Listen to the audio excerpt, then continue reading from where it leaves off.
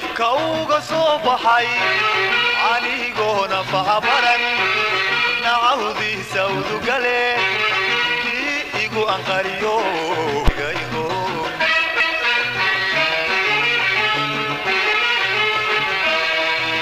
aynanku adeegoon dowka ilaashoon aayahaga taliyaan axdi kuugu maraya arligaygo بسم الله الرحمن الرحيم مقعيق عبد الرحمن محمود حسن وشرحان قولها وكيلة جمهورية الصومالي لان كان شرحان قبل كالساحل أستان تيدنوا قلوب كاس oo aan runtii anigu aad ugu faraxsanahay una arko inuu taageerayo background-kaygii aan hadda ka soo ambaqaaday musharaxnimadayda oo ahayd goob aqooneed isla markaana aan isagana u turjumayo shamacii aqoonta waxaan ku dhashay magaalada Burco iyadaana ku barbaaray waxaan ka galay dugsigayga hoose magaalada Burco dugsiga hoose dhexe ee Maxamed Cali isla magaalada Burco waxaan ku galay dugsigayga sare oo aan ku dhamaystay dugsiga sare ee Sheekh Bashiir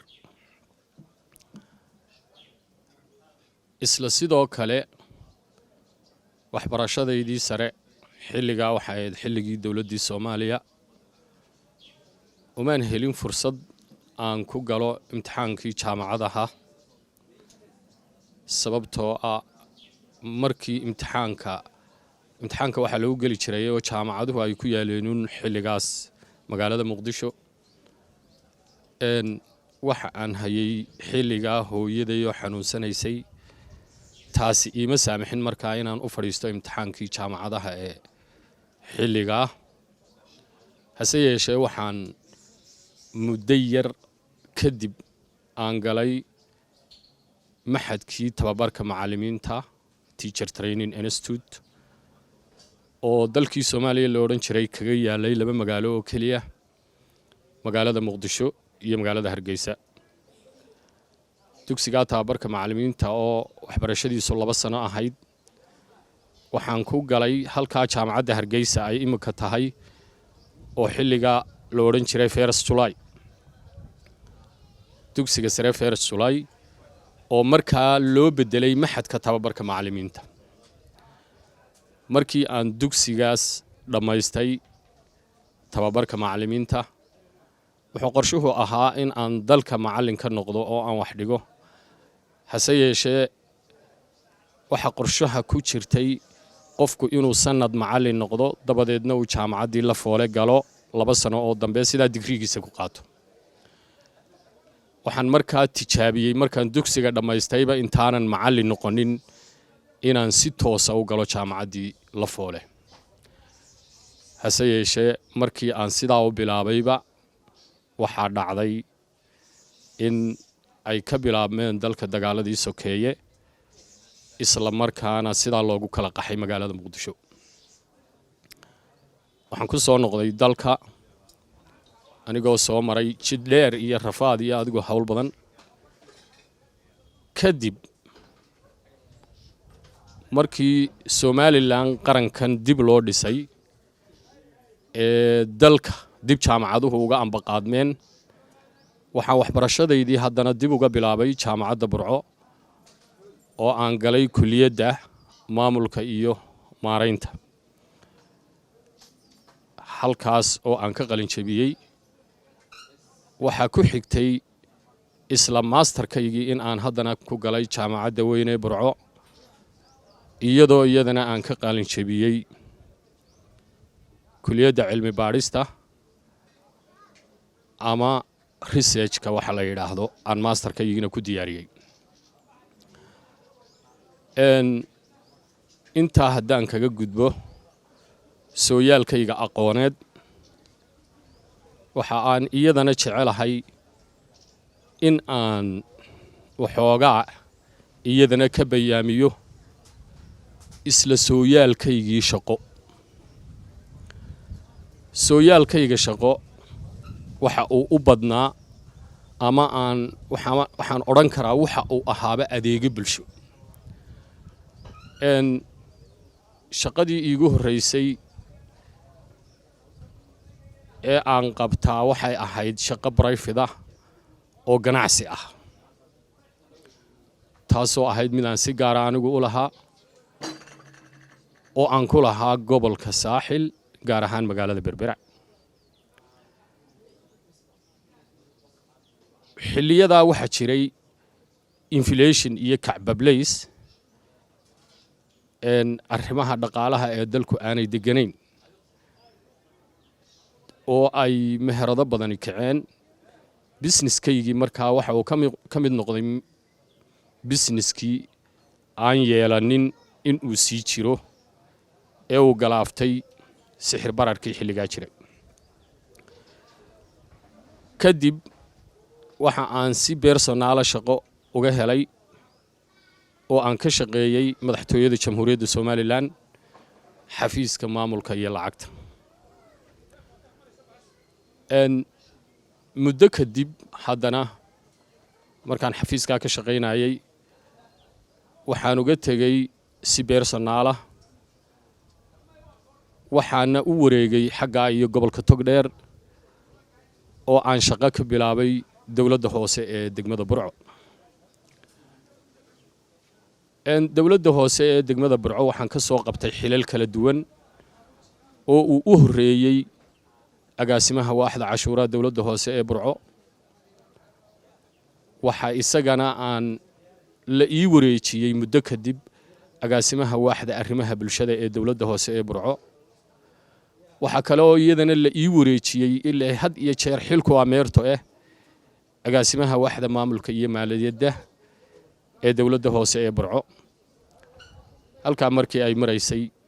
waxaa la ii magacaabay xoghayaha dowladda hoose ee degmada burco muddo ayaan halkaa ka ahaa adeege u shaqeeya ummadda oo halkaa ugu adeega muddadaa kadib xilku ameerta waa la iga wareejiyey xoghayihii fulinta waxaana aan noqday sarkaal ka tirsan wasaaradda arrimaha gudaha ee jamhuuriyadda somalilan oo halkaa xilsuge ku ah taas markaa waxa ay haddana ii saamaxday muddadii xilsugaha aan ahaa in aan shaqo ka bilaabo haddana jaamacadda weynee burco oo aan noqday dhiinka kulliyadda businesska ee jaamacadda burco muddo ayaan dhiinka kulliyadda ee jaamacadda burco ahaa haddana waxaa la ii dhiibay oo aan u wareegay admin and finance-ka jaamacadda burco oo isaguna ah guddoomiye ku-xigeenka labaad ee jaamacadda halkaasaan iyadana muddo ku soo shaqaynayay anigoo halkaa dufcado badan ka soo saaray jaamacadda waa halka marka aan ka soo qaaday hayaankayga iyo himiladayda ku salaysan in aan u tartamo xilka golaha baarlamaanka ee musharaxa xilka golaha baarlamaanka qaranka jamhuuriyadda somalilan taas oo aan markaa iska sharaxay gobolka saaxil waxaan ku qanacsanahay ama uu idhaxal siinayaa sooyaalkayga shaqo in aan isu arko ama aan ku qanacsanahay in aan ahay qof fulin kara ama gudan kara ama garan kara xilka iyo mas-uuliyadda iyo waajibaadka looga baahan yahay xubin baarlamaan qaran xubin baarlamaan qaran waa adeege waa sharci dejiye waa metele shacab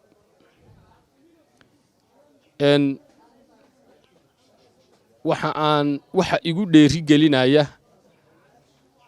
sooyaalkayga aqooneed iyo sooyaalkayga shaqo labaduba waxa ay igu dhiiri gelinayaan in aan ku qanco in aan noqon karo shakhsiyadda ku habboon xubin baarlamaan qaran oo mateli karta shacbiyaddeeda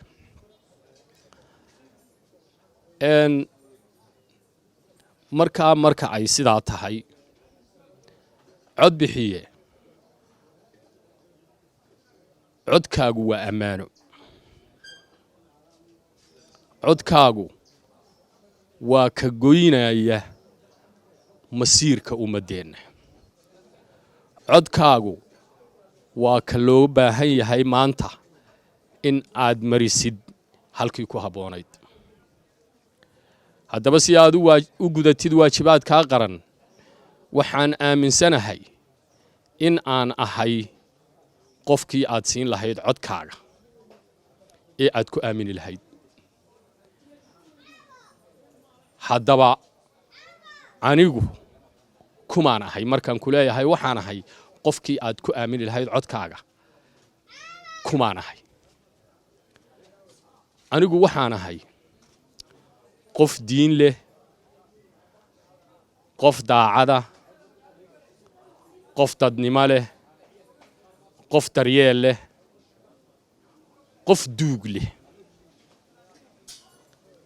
dhammaan calaamadaha aan kor ku soo sheegay ama astaamahaasi ma aha kuwa aan ku faanayo ee waa kuwa uu ilaahay si qariisiya ama talent waxa la yidhaahdaa uu iigu abuuray oo ii sahlaya in aan gudan karo waajibaadkayga qaran kuguna mateli karo codkaaga golayaasha qaranka haddaba ogow muwaadin waxaan kula socodsiinayaa in aan ahay mas-uulka caynkaasa ee aad ku aamini karto codkaaga ogow muwaadin anigoo cabdiraxmaan maxamuud xasana kamaan dhoofine dhulkaan aaminay wasalaamu calaykum waraxmatullaahi wabarakaatu